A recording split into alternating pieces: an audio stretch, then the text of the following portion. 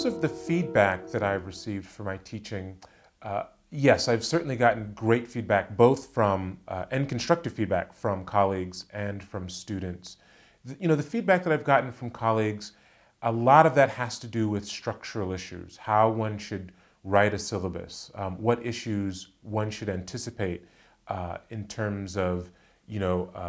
ways in which students learn, or just anticipating problems that might come up in terms of how a class is organized, and making sure that a syllabus is clear, making sure that I'm not lecturing for 90 minutes and boring the students. And obviously the issue of lecturing just straight to the students was never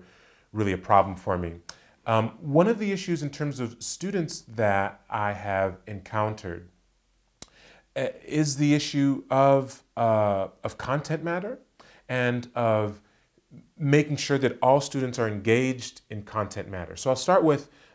a comment that I received from a student and then kind of open that up. On one of my teaching evaluations, I received a comment from a student saying, now I know nothing about the student, the evaluations are anonymous, and this is before we moved to the system whereby it's all computerized. But a student said to me that they had doubts about initially taking my class because they felt as though they wouldn't have anything to give. And the class was the African American religious experience. So the student could have had doubts about their ability to contribute for a variety of reasons.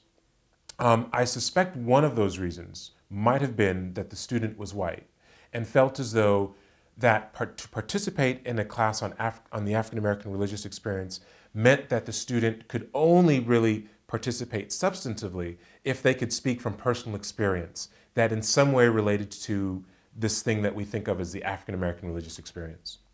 And so one of the things that I do in my class is to use a big, thick, edited volume of primary documents written by African Americans, people of African descent. However, because my approach in the class is historical, what it allowed students to do, whether or not they had experience in this variety of traditions or not, is to speak critically about these traditions, given a set of questions that I would continually ask them